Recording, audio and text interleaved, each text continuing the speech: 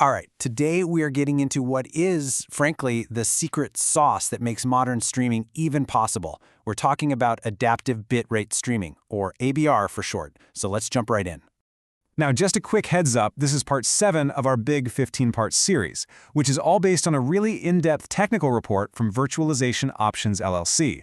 We're getting right into the core mechanics now, so this is going to be super relevant for any of you IT pros out there who are managing or building these kinds of systems.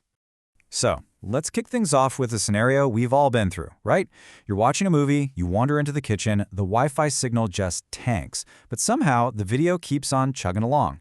Maybe it gets a little blurry for a second, but it doesn't stop. How on earth does it do that? Well, that little bit of magic, that thing that saves us from the dreaded buffering wheel, that is ABR at work. And that's our solution, adaptive bitrate streaming.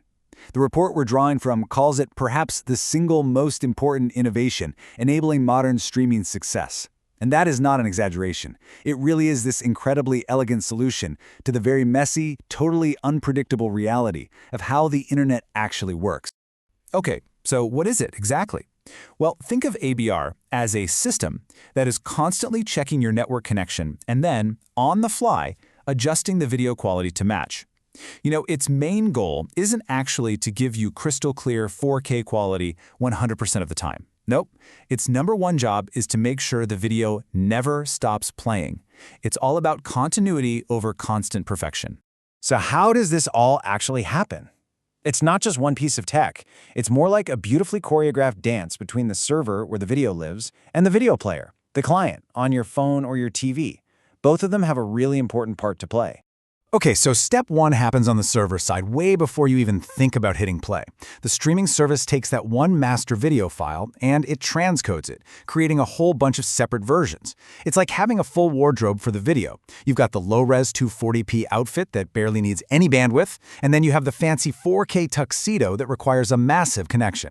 Having all those options ready to go is absolutely the key. So the server's done its job and has all those versions ready. Now your video player takes center stage. The first thing it does is download something called a manifest file. You can think of that as a menu, just listing all the different quality levels and where to find them. Then it immediately starts measuring your bandwidth in real time. Based on that, it asks for the first few seconds of video at the quality it thinks is best. And here's the critical part, it never stops doing that. It is constantly measuring and adapting its next request. And this right here, this brings us to the real brain of the whole operation, the adaptation logic. This is the sophisticated algorithm living inside your video player that's making all of these split-second decisions.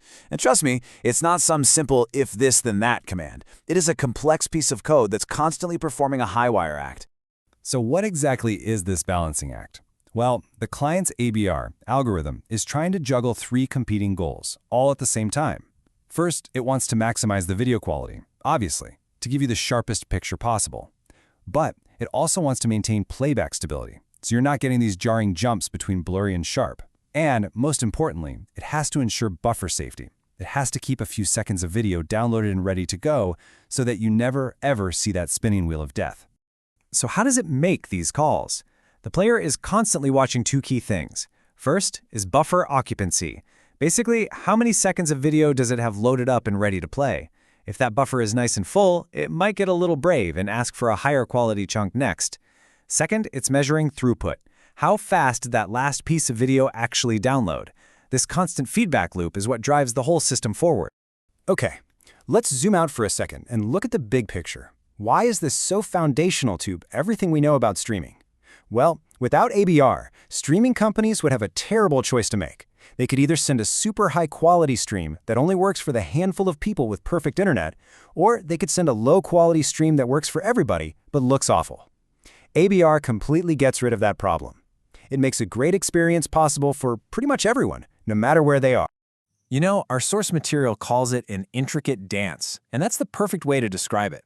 It's not just the client and the server. You've also got the content delivery network, the CDN, that global network of servers which has to store all those different video versions close to you.